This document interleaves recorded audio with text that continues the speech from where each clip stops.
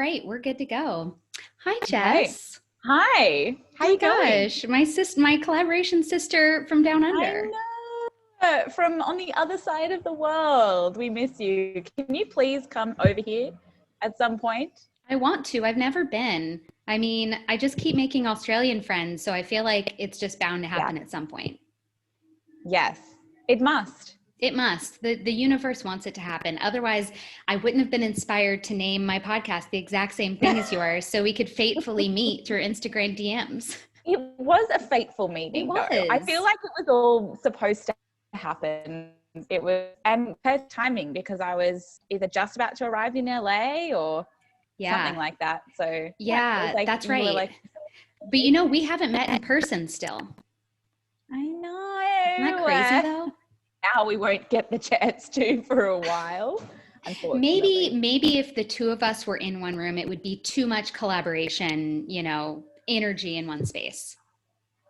Too much obsession. Just too much. Also, another funny story about not meeting in person, I was supposed to be on a panel with you, like, Yeah. I think the day You were after like, Archie was born. It yeah, was you were something like like that. giving birth. Yeah, it was. I had to bail on the last minute anyway, because I was like, I have a feeling I'm going to have this baby by then. I Yeah, think it was like the yeah, 30th or the 31st of July yeah. last year. And he came on the 29th. So I was like actively in the hospital still when the panel happened. And I was like, so close. We almost finally got to meet. It was much vibes. It would have been. Like this can't happen just Yeah. yet. Yeah, it makes sense. Well, so I kind of like alluded to this partnership announcement in the group and on Instagram. I didn't say who it was because I wanted people to be excited, and I wanted people to be like, "Who's her newest partner going to be?" And it's Jess. Only the best. Only the best. Duh. I like all the shimmying happening here. So good. And by the way, you guys should all know that it's what time? 8 or 7:18? It's 8 in the morning. 8:18 a.m. in the future on Thursday. So I've had my coffee. Jess is shimmying, and it's not even 9 a.m. where she is. So that just shows you who she is What as a you human gotta do to being. get the day started. Whatever you gotta do. I've got confetti here as well on request. I'm trying to decide when should we throw the we got a little bit going. I've just done a little bit. Just a little bit, just to I'll whet the randomly appetite. throw it out. Yes, throughout. I think every time you say something exciting, you should just throw your own confetti. Okay, this is gonna create quite a cleanup. It's gonna be great. It's gonna be so good. I'm excited for you.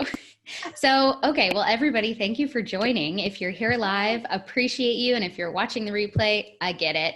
I'm so excited to announce my newest partner with Jess Rufus, also known as Collabosaurus, who is a brand that I have been, just lovingly watching from afar because she's based in Australia, but has a global presence. And, I'll put the link to our podcast episode in the comments over here, but Jess and I met because I basically tried to rip off the name of her podcast without realizing it, and chose Stop, Collaborate, and Listen, got the graphics made. Great name. Given. It's a great name, right? And both did well. We did. You just beat me by a year. So it was just so funny because I'm like, I remember searching in iTunes for collaboration as like a keyword, and nothing came up, or like stuff that was totally unrelated to what I do came up. And I was like, golden, great. And then of course, collaborate is a different word than collaboration. So naturally that didn't come up when I searched, but it's great because it led us to meeting each other and collaborating multiple times, and definitely talking about collaborating on a bigger level. So I think this is kind of our, outside of the podcast thing, this is our first collaboration together. Yeah. Although, that event, Archie wanted to not let that event happen, but there was one that hopefully one day in the future we can do like an in-person event, either in Australia or LA or both. Both. I think we have to go on a world tour, the Stop, Collaborate, and Listen tour, obviously.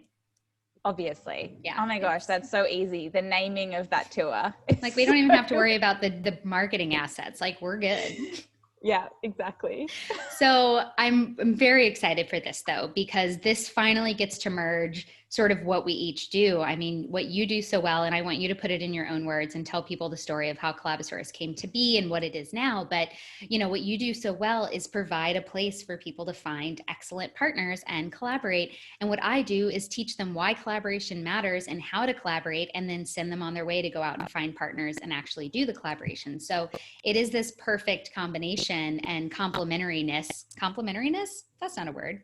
Compliment? It is today. We'll go with it. You know, it's early your time, so I'm going to take that, even though it's 3:20 my time. And so I'm excited to bring you to my community because I assume a lot of them probably know about you because I've talked about you before, but like to your point of this new service, they maybe couldn't use the platform as good as they hoped to before. So give us the rundown of what Collabosaurus is, and then we can talk about your newest addition. Sure. So, okay, hang on. Confetti. So Collabosaurus is basically like a dating site for businesses. So it's a matchmaking platform that connects awesome complementary brands together for creative collaboration in media, in limited edition products, whether that be in events or virtual events. The moment. And we work with over 7,000 brands in Australia, the UK and the US to connect them for really clever marketing, essentially. And I love how complementary our businesses are because we have a tech platform that matchmakes brands together, whereas a lot of small businesses as well feel stuck when it comes to the strategy and also the creative idea of collaboration. It's a really nice sort of journey flow, I suppose, in terms of it's really great to get your ducks in a row and understand how and why collaborations can work for your brand first. And then you can use Collabosaurus to tee up cool partners throughout the year. Yeah. Oh, I love it. Okay. So what's this big new announcement that we have going on here? Hang on. More confetti. So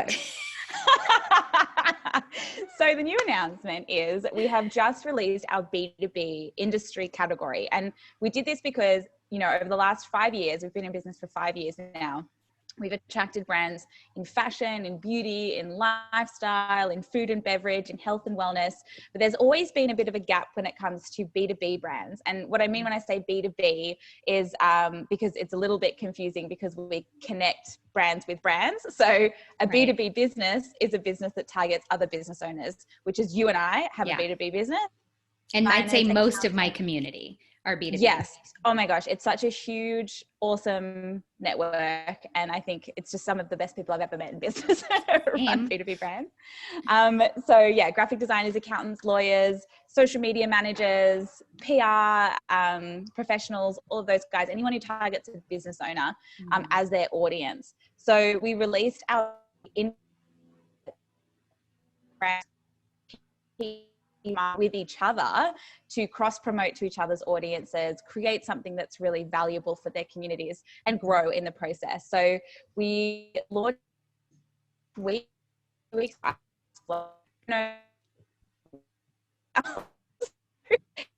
we launched it very recently, and we had our largest day of signups for one industry category ever. And we've had big brands come on as well, like Microsoft Surface are looking for collaborators, which is so exciting. But, you know, there's a whole host and a huge range of brands, big and small, in that B2B space. So if you were looking to give it a try, we would love to have you. And B2B is finally available and it's free to get started. And we have an awesome discount code for Baily's community if you want to use it. The code is friends.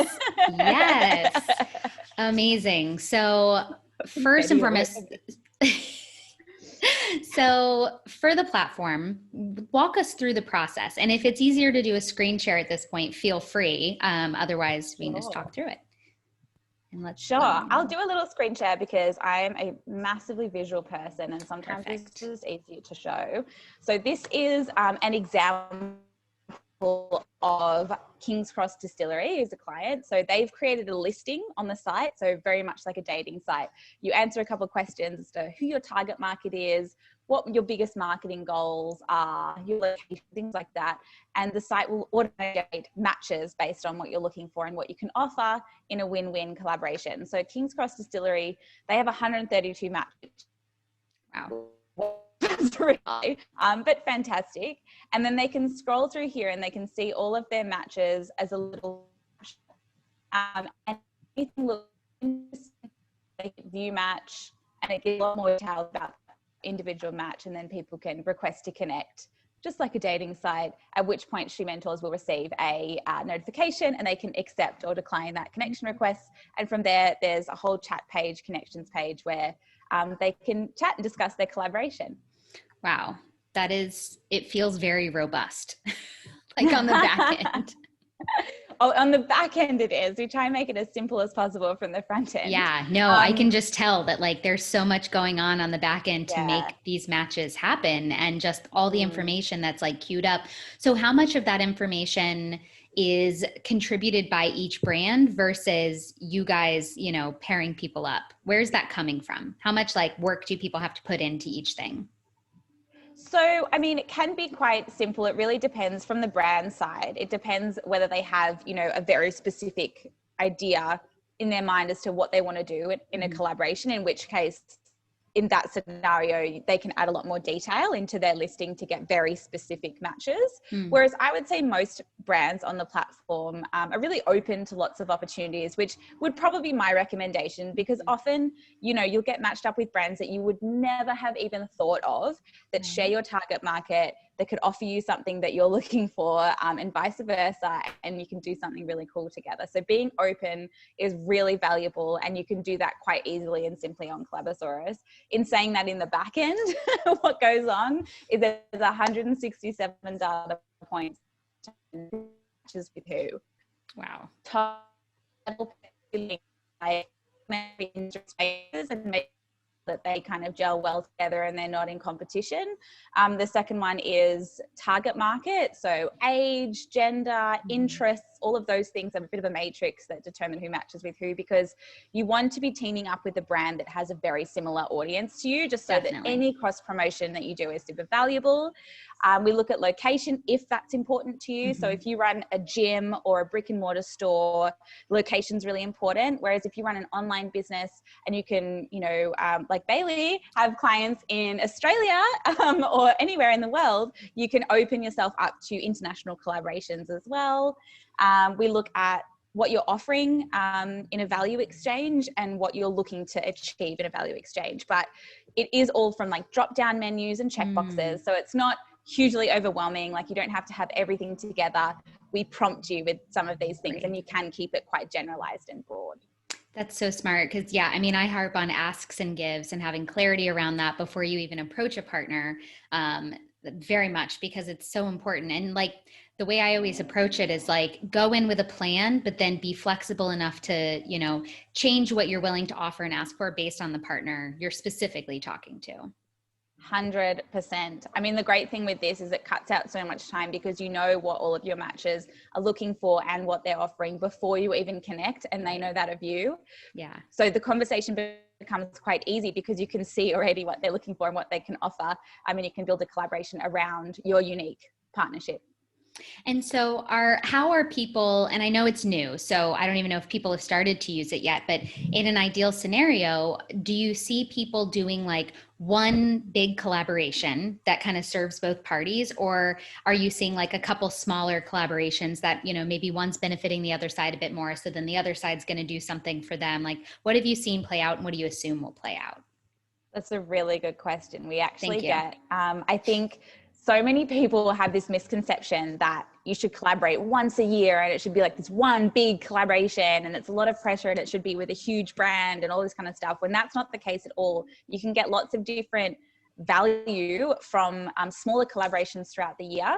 In fact, that's what we do. We collaborate probably 20, 30 times a year, but also I'm collaboration obsessed. So, we are kind of an exception. Kind of your thing. On average, on average, the most optimal amounts of times you should be collaborating each year, and this is from an American Express report who did a study, that's 5 or more times a year. So we recommend doing one collaboration every 2 months or so, and mixing up the type of collaboration you do and mixing up the partner that you're partnering with. So for example, if you do a social media competition with a health and wellness brand 1 month, 2 months later, you should look at doing a virtual event collaboration with, a beauty brand, for example, for something different, just so that you don't exhaust your audience, and you're also tapping into new networks, tapping into new potential customers at the same time. So yeah, I mean, my recommendation would be to shift it up and do lots of different ones. What I'm seeing happening on the platform is just that, multiple times per year,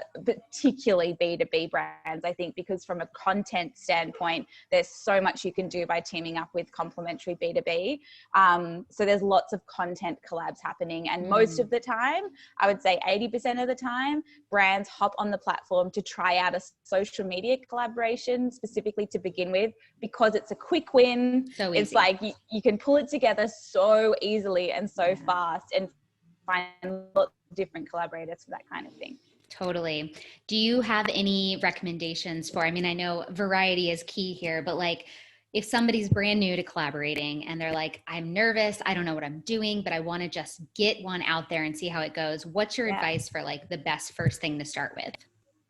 I would say a social media collab. What does that mean to you? A social media collaboration? So, I mean, it depends on the brand, but typically it's either a content collaboration. So you could team up and create a content series. So for example, we did one with a health and wellness retreat that was Wellness Wednesdays for business owners. And it was all like mindfulness tricks and tips and all that kind of stuff, where they created the content every week and we would release it. And it was very win-win.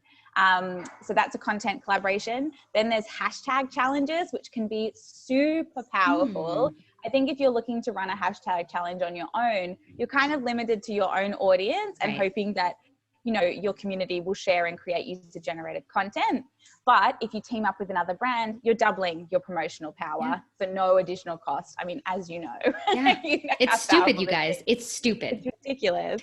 So the hashtag challenges, and then there's competitions and giveaways, which everybody sees, you know, on Instagram and all that kind of stuff. But I mean, I would highly recommend, particularly if you're in B2B, if that's the majority of your community, Baily, I would say email list growth is so important. Like, don't get stuck in this Instagram, you know, with blinders on about Instagram. It's not all about Instagram. You can get so much value and results over an owned asset in the form of like an email list, for example. So you could collaborate on an ebook or a downloadable or even like an exclusive Facebook Live like this, for example, and you can get people's email addresses and stuff like that and buy in, and basically it can tie back to your marketing goal, whether that be social media growth, engagement growth, whether that be network growth or email list growth. Yeah, I mean, the email list growth is funny because it remains, I think, the number one best way to stay connected to your audience, but I feel like that's not sexy to talk about anymore. And, you know, digital marketing people, it's all social media, it's all of that. And it's like, well, you realize if you get their email address, you can then connect with them on social after you send that first email. And so with all of my clients, my first question is, what is your call to action and where are you sending people? Right? Yeah. Because like, if you're going to do a partnership and you're asking for promotion, you better have something good to promote that's not just a general awareness thing, like, oh, my website is this, or follow me on Instagram. Like, that's not actionable. That's very passive. So it's like, if you can have an actionable call to action that includes collecting their email and then getting them in some kind of nurture sequence, you can then connect with them across all the other platforms. But you can't do that if you start with Instagram, right? Have you ever tried to get somebody's email after they're a follower on Instagram? It's next to impossible. You have to think about how many people borrow and steal. Follow. Like, I mean, I follow 3,000-4,000 people, and I maybe see the posts of like 300. Like you can follow brands and then they disappear for you forever. And you're not sure how to even find them again. You're not targeted with their content. It's terrible for cataloging who you follow. Like, you can't search by category, by date that you follow. Like, help us out, Instagram. I know you're watching now. But I think it's a really great reminder that it's like, we don't own that audience. Like, that can change in a second. Like, think of how Facebook changed from like 2008. Like, all of a sudden you can't reach your community. I was on in 2004, so I've seen some things. Yeah. I've seen all the faces of Facebook, with every new rollout, people were furious, and it continues to be the case. But Yeah, even Facebook groups, you know, I'm actively trying to find a new place, a new home for even the Collaboration Coalition. And Yeah. it's because the engagement is just so low because people aren't seeing the content. And even if they love it, they're not seeing it. And so, yeah, I agree. Getting the email is such an important call to action.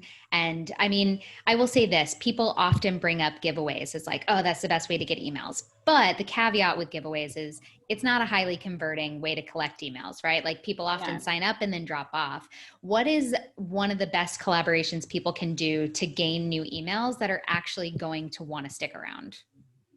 So, I mean, I think, and this is the same of giveaways and stuff as well, is that it has to be a super high value prize for people to hand over their email list. It's got to be really worth it. Yeah. People hold on to that, that kind of data. This isn't 2010. Like this isn't the early days of social media where people were like, here.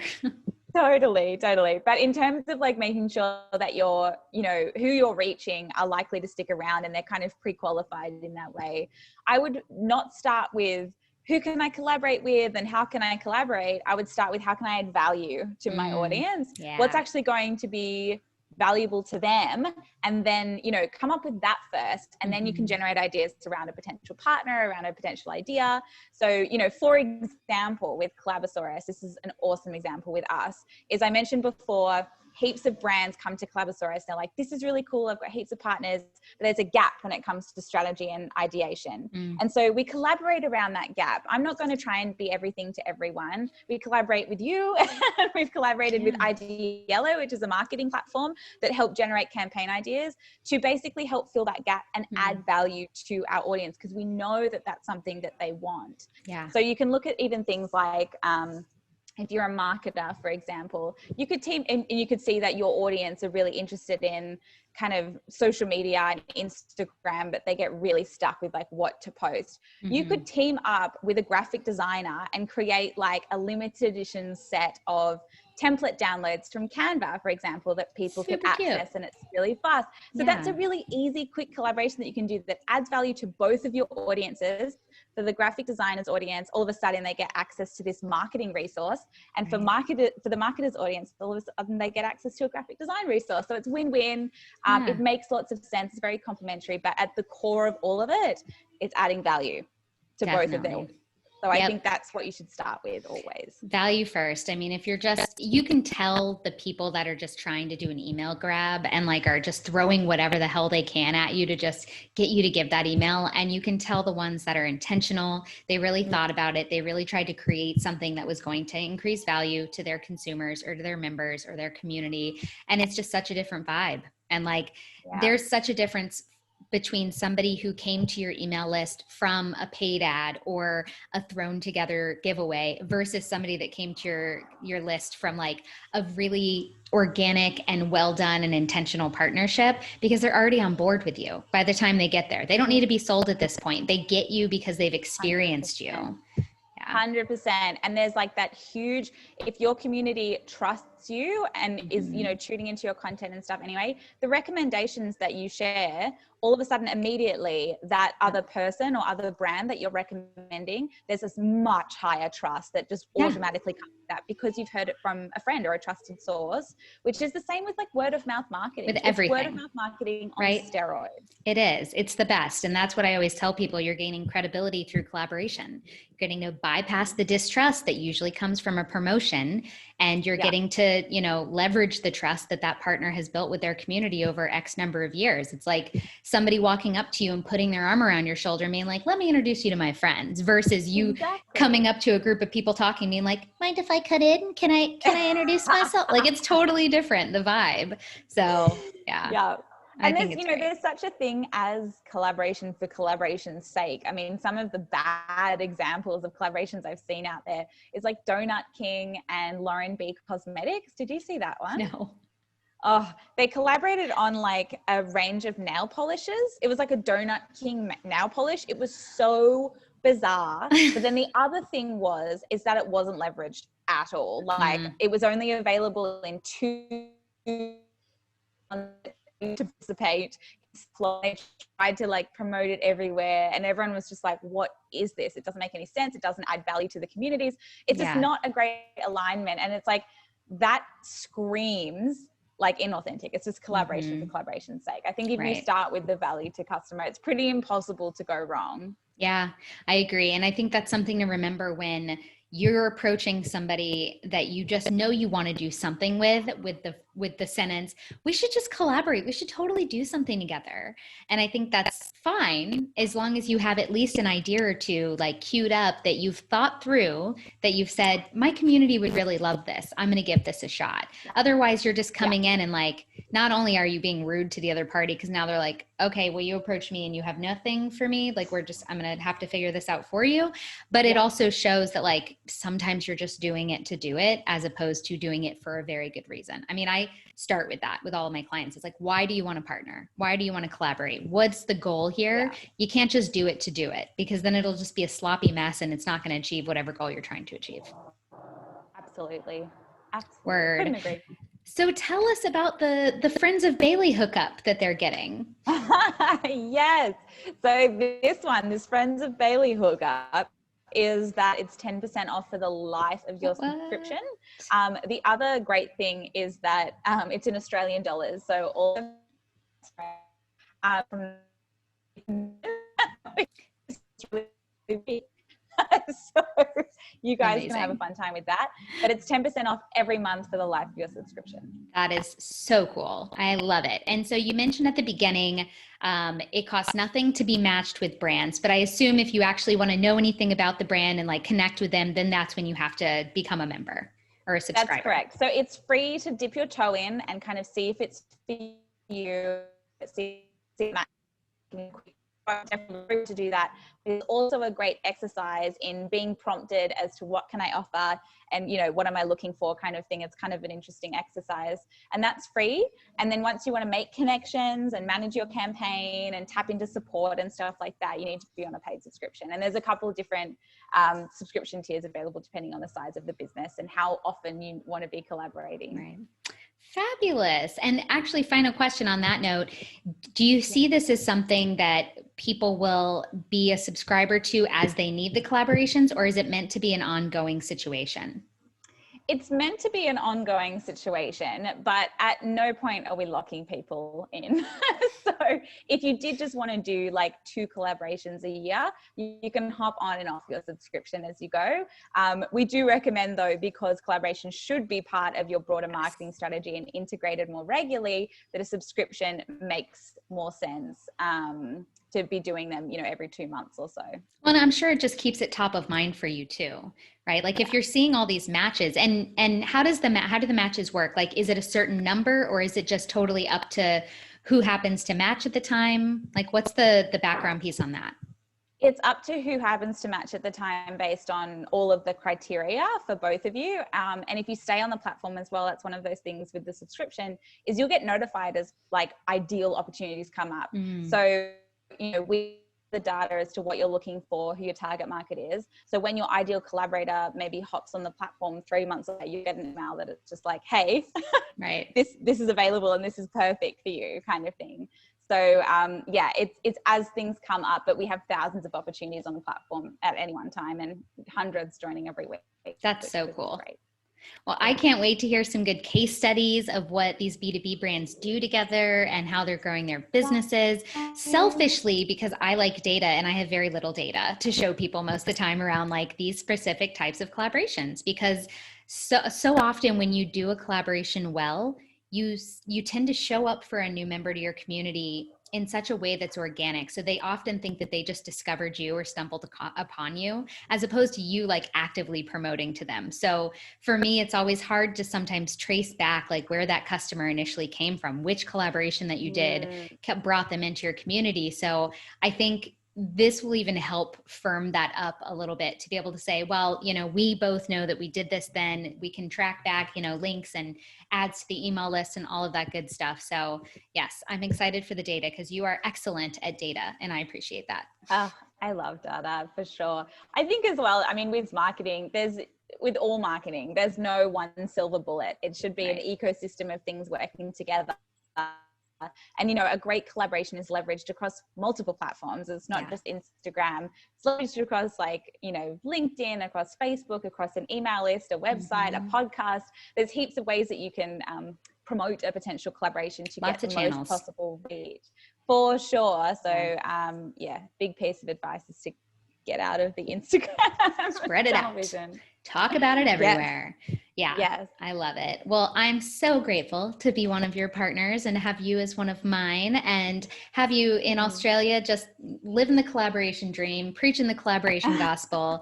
And so everybody, please go check out, I put the link in the comments or in the caption for this video. Go check out our partnership, learn more about the hookup, use my link so that you get the hookup, and let us know how it goes. Or if you have any questions, just throw them in the chat, and then, maybe we can take a look in a couple days and answer them. Sure. If it comes up, just tag me or message me. I'm in this group. So anything that you put up, I can answer as a question down this week. Amazing. I think we need one more confetti throw. I thought so too. I was feeling that. Oh, I feel better. Yeah, way better. Way better. And one more shimmy for the road. My best does.